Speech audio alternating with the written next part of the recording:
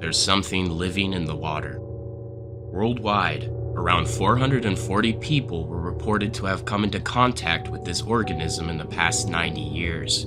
Only 8 have survived. Many of the victims are children, and once you show signs of infection, it only takes 1 to 18 days to kill you. Naegleria fowleri, also known as the brain-eating amoeba, is found in warm, unfiltered water and soil that's between 80 to 115 degrees Fahrenheit.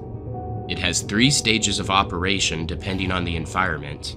It can remain in a dormant state, which can withstand temperatures between 149 degrees and near freezing levels. However, it is sensitive to freezing temperatures. This has resulted in most cases of infection appearing in the southern states of the US and Pakistan.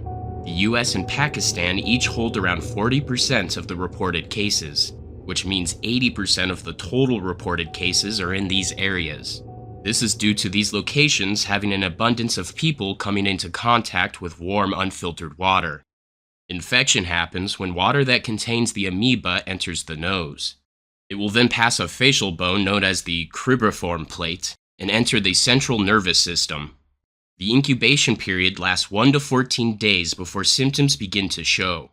The organism causes tissue necrosis, cortical hemorrhages, and edema in the brain tissue.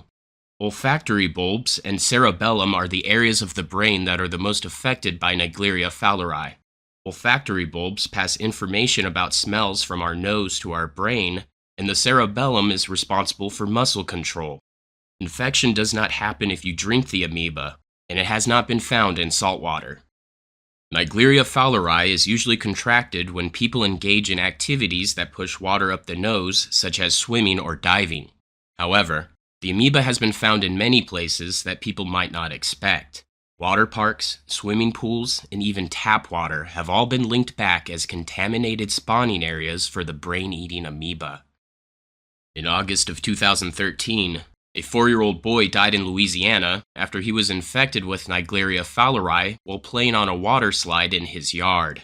Tests found Naegleria fowleri in both the home and in the tap water from a U.S.-treated drinking water system. In 2011, 2 adults died in Louisiana hospitals as a result of the amoeba. Tests found Naegleria fowleri in their tap water as well as in neti pots that are used to clear nasal passages with water. 2 children died in Arizona where it's believed they got the amoeba from bath water. The water was supplied by a private company through a well and holding tank.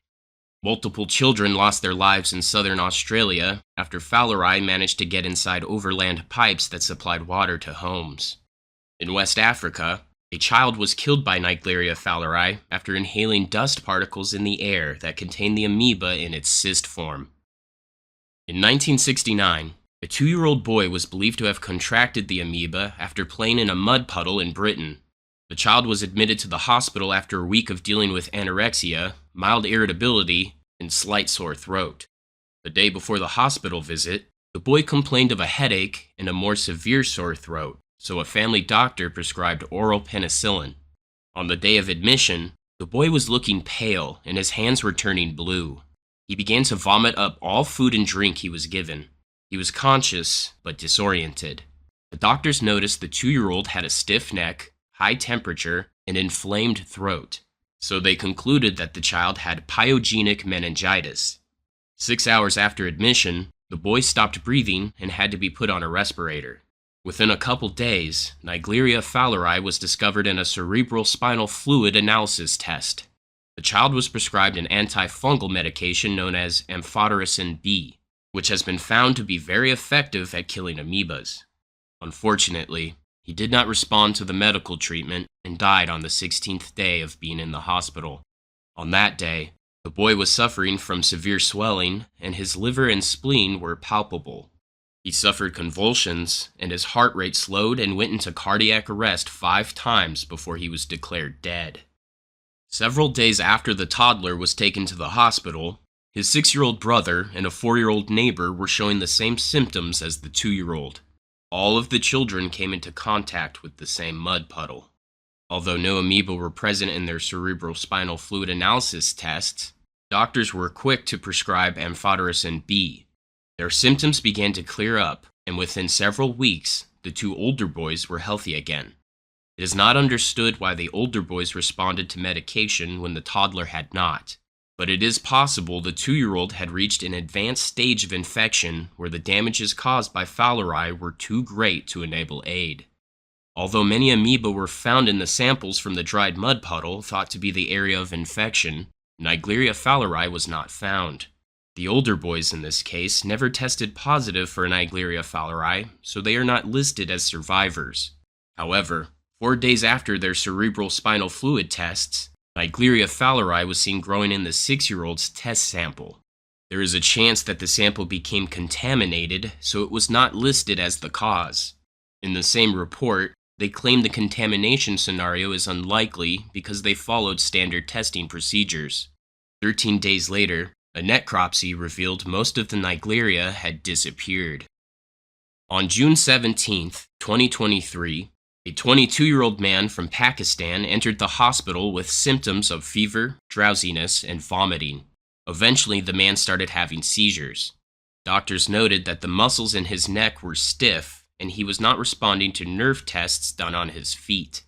The health professionals diagnosed his condition as acute meningoencephalitis, but test results came in a couple days later that were positive for Naegleria fowleri. The patient was then given a combination of medications, including amphotericin B. By day 8, the 22-year-old was removed from the ventilator, and within several weeks, he had made a full recovery. If this is true, then this man is the only person to fully recover from the effects of Naegleria fowleri. The other 7 people who were reported to have survived the amoeba were left with severe brain damage.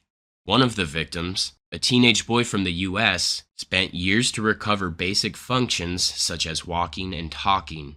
While there are medications and treatments that work against fowleri, it is often misdiagnosed as a form of meningitis due to them sharing a similar onset of symptoms including neck stiffness, headaches, fever, vomiting, confusion, and seizures.